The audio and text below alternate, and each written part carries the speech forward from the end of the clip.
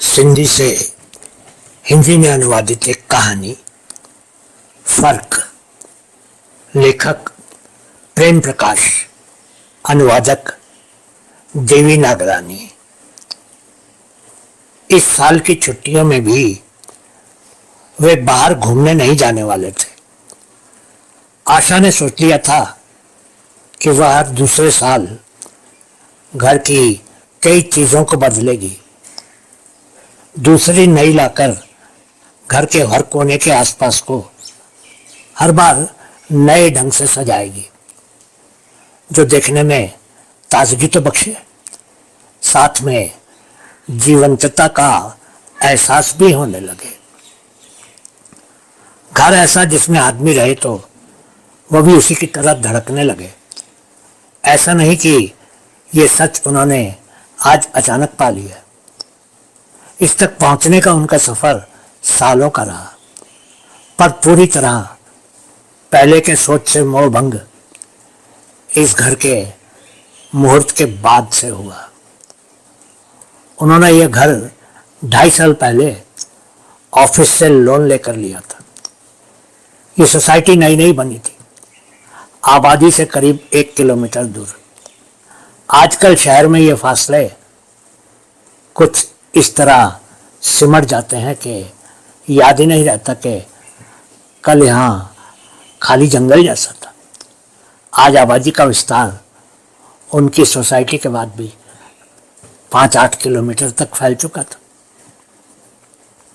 इस घर के लिए लोन लेने का इरादा आसान था, लेकिन उसके लिए सभी कागजात जुटाना तनाव, निराशा और कश्मकश से लदे दिनों का सामना करने से कम न था। महीनों तक उनकी जिंदगी का यह बहुत ही अहम मकसद हर ओर से सिमट कर लोन टेबल तक मात्र आना और जाना ही रह गया। जिंदगी की हासिलात न जाने किस चिड़िया का नाम था।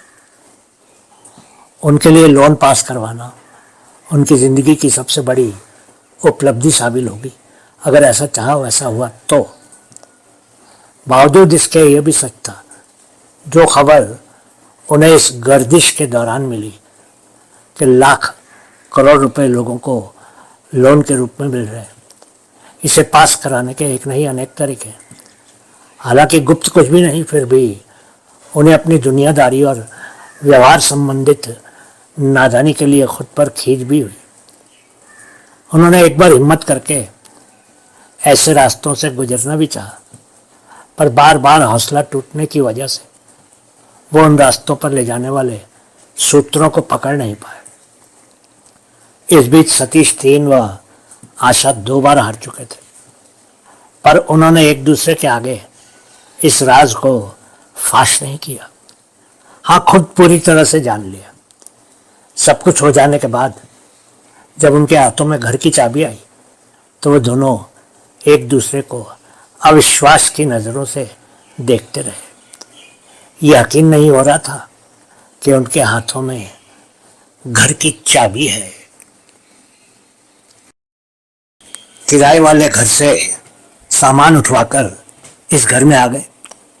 उस रात उन्हें इतना भी होश न रहा कि अपने घर में होने की खुशी को महसूस करते। 5वें दिन उन्होंने कुछ होश संभाला। कुछ नज़दीकी रिश्तेदारों और दोस्तों के साथ ये खुशी बांटनी चाहिए। उन्हें आभास हुआ कि औरों की नज़रों में ये आम बात भी कोई बांटने की चीज़ है, पर उन्होंने सोचा खुशी सबके साथ मिलजुल कर बांटने की बात है, इसलिए ज़रूरी है कि एक छोटी सी पार्टी का आयोजन किया जाए। खास अजीजों दोस्तों की सूची तैयार की गई। पार्टी के दौरान अलग अलग लोग तरह तरह बातें कर रहे थे, जिनका निचोड़ कुछ इस तरह पेश किया जा सकता है। इन्होंने अभी तक जगह का ढांचा ही तो बनाया है, दीवारों पर डिस्टेंबर रंग भी नहीं, अलमारी तो एक भी नहीं, शोपीस कहाँ है, बैठने के लिए सिटिंग अरेंजमेंट ही नहीं है, रसोई घर आधुनिक सुविधाओं के सिवाय फकत एक चबूतरा है। बेडरूम में पलंग के बदले फिलहाल ये साधारण सोफा टाइप बेड चलेंगे, पर वार्डरोब तो जरूरी है। श्रृंगार टेबल इस तरफ अच्छी लग सकती है अगर मॉडर्न फर्नीचर वालों से काम कराया जाए तो। अलमारी तो गॉडरेज की लेंगे ना, सेल में 8 पीस बहुत सुंदर मिल रहे हैं जो दीवारों को कलात्मक रूप देते हैं। फूलदान और छोटे छोटे पौधे ड्राइंग रूम में ना हो तो वह नीरस और बेजान सा लगता है। जमीन पर कितनी भी सुंदर टाइल्स क्यों ना हो, पर गलीचे की अहमियत कुछ और है। बाहर तो चबूतरा ही है, बगीचा कहाँ बन पाएगा। पार्टी हो गई, सबके जाने के बाद सिमटाओ के हर काम से फारिग होकर देर रात को वे एक दूसरे के सामने आ बैठे। अचानक दोनों एक साथ हंस पड़े। आशा ने कहा, आज सभी जैसे गिन गिन कर बदला ले रहे थे। आशा, मुझे ऐसा लगा जैसे हर एक अपने घर से ज्यादा औरों के घर का मिसाल दे रहा हो, जिनमें वो सामर्थ्य नहीं है कि वे अपने लिए वो वस्तु जुटा पाए। तो उन्होंने जैसी अपनी ख्वाहिश हमें सौंप दी। सतीश अब भी उन बातों का मजा ले रहा था और आशा भी उसी अंदाज में शामिल थी। वो दुबई वाला सेठ मलानी तो एक लाजवाब बात कह गया। बगीचा फूलों से कितना भी हरा भरा और लदा हुआ हो, वो हमें अपनी सुंदरता का एहसास भरपूर देता है। पर अपने हाथों से घर के किसी कोने में या एक गमले में बोया हुआ एक कोपल भी अगर एक खिला हुआ फूल हो जाता है तो वही हमें उस बगीचे से ज्यादा अपनेपन का सुकून देता है। पर पूछो उससे कि अपनी देख रेख में बनवाए बंगले में ऐसा एक भी कोपल, एक भी फूल उगाने का समय उसे नसीब होता है? नसीब तो उसे पत्नी के हाथ की पकी एक रोटी भी नहीं होती होगी। ने ये वाक्यांश कुछ खास अंदाज में आगे ये जोड़ते हुए कहा, ये बात भी उसने किसी और को कहते हुए सुनी होगी। बातें करते करते आखिर उन्हें लगा कि घर को अपना घर समझना, उसका अपने सुख सुविधा अनुसार इस्तेमाल करना, अपने भीतर ही उस सुखानुभूति का अनुभव करना है। वे यह भी सोच पाए कि उन्हें अपने बीच तीसरे का स्वागत अभी 2-3 वर्षों के बाद करना चाहिए। स्कूल की मिली हुई एक वैकेशन घर की नई सजावट संपूर्ण करने के लिए आशा को कम लगी। उसे लगा कि पुरानी चीजें निकालने और नई लाने के संबंध में उन्हें पहले से ही फैसला कर लेना चाहिए था। अभी काफी दिन तो वही काम करने में व्यतीत हो चुके थे, बाकी 10 दिन बचे। इस अरसे में वो सजावट पूरी भी कर पाएगी या नहीं? वो अकेली ही इस काम को अंजाम देने वाली और उसके पास 10 दिन और 10 रातें हैं। पुरानी चीजें भी देख जाए तो इतनी पुरानी न थी, पर वो उन्होंने किराए के मकान के अनुसार ली थी। तब उन्हें ये पता नहीं था कि कब वे अपने नए घर के बारे में सोच पाएंगे। अब वही चीजें इस घर में नहीं जम रही है, ये भी दोनों ने महसूस किया। बेचने पर लोग उनका ना के बराबर दाम दे जाते हैं और जाहिर करते हैं कि वे चीजें खरीदना उनकी शान के खिलाफ है, पर कम से कम दाम में ले भी जरूर जाते हैं। नई चीजें लेते वक्त एक बार फिर नए अनुभव हुए। जिस नाप की चीजें चाहिए उसी नाप की मिले ये मुश्किल हो गया। अगर उसका नाप का मिल भी जाए तो रंग और डिजाइन का सवाल खड़ा हो जाया करता। मान लो कि मन चाही माप, रंग और डिजाइन वाली कोई चीज उनसे बनवाना चाहे तो दुकानदार तैयार नहीं। अगर है तो उन पर अपने ही तरीके और सोच को थोप देने और दाम ऐसे लेते हैं जैसे सतीश और आशा काला धन कमाने वाले साहब या सेठ हो। मजबूरन आशा ने कुछ ऐसा को ढूंढ भी लिया तो बाहरी तौर पर उन्होंने कुछ कहा नहीं, पर जिस ढंग से वे पेश आए उससे आशा को लगा कि वे या तो उसे कंजूस समझ रहे हैं या निर्धन। उस वक्त इंसान इस जिल्लत को सहने के लिए मजबूर होता है। उन्हें लगता है जैसे इज्जत और ईमानदारी की कमाई करना आज की इस सोसाइटी में सबसे बड़ा अभिशाप है। सतीश और आशा ने काम बांट लिए। सतीश ने घर के बाहर वाला बरामदा 6 महीने पहले ही बनवा लिया था। उसने इस घर के बाहर के सारे काम खुद पर ले लिए, जैसे खुले आंगन में एक झूला लगवाना, घर के तीनों तरफ मेहंदी और तरह तरह के फूलों के पौधे बोना। उसने अपना तमाम काम संपूर्ण कर लिया था और बरसात जो पिछले 3 सालों से नहीं पड़ी है उसकी राह देख रहा था, जिसे बाकी काम करना था।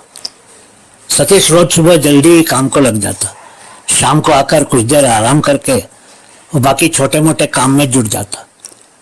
आशा को सतीश के काम से ईर्ष्या हो रही थी। उसने घर के बाहर के सौंदर्य को इस तरह निखारा के वो घर और सतीश दोनों पर और आकर्षित होती रही। पूरे दिन की थकान के बाद वह शाम को बरामदे में खड़ी होकर अपने घर का निरीक्षण करते हुए चाय पीती रहती थी। कुछ क्षणों के उपरांत उसे लगता था जैसे उसके भीतर एक अजीब किस्म की फुर्ती और उत्साह भर गया। वो भीतर आकर पहले रसोई घर के कामों से फारिग होती, फिर सारा नया सामान निकालकर ड्राइंग रूम के एक एक कोने को बिगाड़ बनाकर निरीक्षण करती। अपने भीतर एक संतुष्टि का भाव लिए वो फिर रसोई घर लौट जाती, एक कप चाय बनाकर ड्राइंग रूम में ले आती, बैठती और उस सजाए हुए कोने को लगातार देखते रहती। जब ड्राइंग रूम पूरी तरह से निखर उठा तब वह तीसरे दिन की तीसरी रात थी। उसने घड़ी की ओर देखा, रात के 3 बजे थे। एक बार उसे लगा कि वह सतीश को उठा दे, उसे ड्राइंग रूम दिखा दे, पर फिर उसे लगा कि वह थक कर सोया है, उसे फिर सुबह उठकर काम भी करना है, ऑफिस भी जाना है। वो अकेली चारों ओर नजरें घुमाकर देखती रही। उसे आभास हुआ कि उसके भीतर जो संतोष का सैलाब उमड़ रहा है उसमें एक अजीब खुशी भी शामिल है, पर उसका लुत्फ अकेले लेने में वो मजा ना था। वो उठी, 2 कप चाय बनाकर थर्मस को लाकर ड्राइंग रूम में रखा। घड़ियाल की सुई 3:15 से फिराकर 6 पर की और घड़ियाल को अपनी जगह पर रखाई। 2 मिनट के बाद घंटी बज उठी। सतीश अनायास ही उठा और सीधे ड्राइंग रूम में चला आया। पहले से ही तैयार चाय देखकर उसे विश्वास हो गया कि घंटी मुकर्रर वक्त पर ही बजी है, पर माहौल अभी तक खामोश था और अंधेरा भी रोज की तरह जाना पहचाना नहीं लग रहा था। लेकिन वह इस ओर ज्यादा सोच नहीं सका। उसे लगा आशा आज भी सारी रात जागी है और अब चुपचाप चाय पीते उसे ही निरंतर देखे जा रही। चाय का 1 कप समाप्त करने के बाद उसने दूसरा कप भरा। तब उसकी नजरें ड्राइंग रूम में चारों ओर घूम गई। वो उठ खड़ा हुआ और एक एक कोने और उसके आसपास देखने लगा। बाएं कोने को बाहर के दरवाजे पर खड़े होकर, दाएं बाजू खड़े होकर, नीचे गलीचे पर बैठकर, उठकर नए ढंग से बने सोफे पर बैठकर, फिर उठकर वो लाइट के स्विच के करीब आया और जुदा जुदा जगहों पर लगे लाइट के अरेंजमेंट में वह उस रूप का मुआयना लेने लगा। सतीश चाय भूल गया, आशा की हाजिरी भूल गया। हॉल में घड़ियाल पर नजर पड़ी और देखते हुए भी उस ओर बेख्याली रही।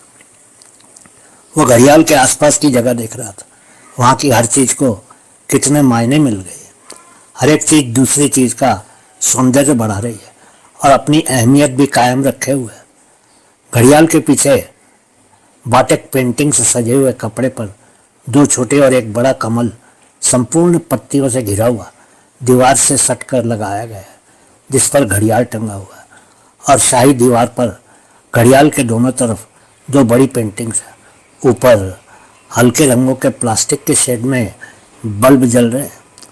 बिल्कुल उसके नीचे बैठने की व्यवस्था है, जिनके दोनों तरफ के कोने अलग अलग शो पीस से सजाए हुए हैं, जिनके आगे रखी 2 गोल तिपाहियों पर फ्लावर पॉट्स में फूलों समेत लंबी टहनियां भरी है।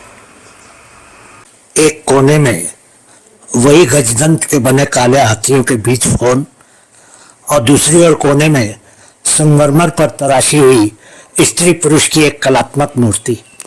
इस तरह 4 कोनों और आसपास की सजावट ने एक अलग ढंग का चुंबकीय आकर्षण पैदा किया है। बड़ी बात यह है कि कहीं भी ऐसा आभास नहीं हुआ कि कहीं दिखावा या प्रदर्शन हुआ है। बल्कि इस तरह रखी हुई चीजों से उनकी कीमत नहीं, उनका कलात्मक सौंदर्य उभर कर अपनी अहमियत दर्ज कर रहा था। सादगी के साथ भावनात्मक इजहार अपने आप व्यक्त हुआ जा रहा था। आशा का मन खुशी से फूला नहीं समा रहा था जब सतीश ने भरपूर संतुष्टि और कद्रदानी की नजर से उसकी ओर देखा। सतीश, देखो तो सुबह के 4 बजे हैं। मैंने घड़ियाल की घंटी। आशा हंस दी।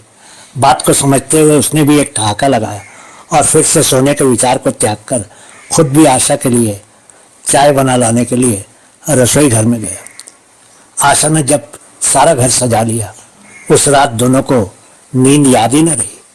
वे 2 बार बाहर से भीतर तक घर का निरीक्षण कर चुके थे। सिर्फ एक कमी थी, बरसात के न पड़ने के कारण भरपूर हरियाली की। सतीश ने सोचा, ये तो उनके हाथ में नहीं था। उनका ये विचार ठहरा कि रिश्तेदारों और करीबी दोस्तों को बुलाकर घर दिखाना बेकार की नुमाइश होगी।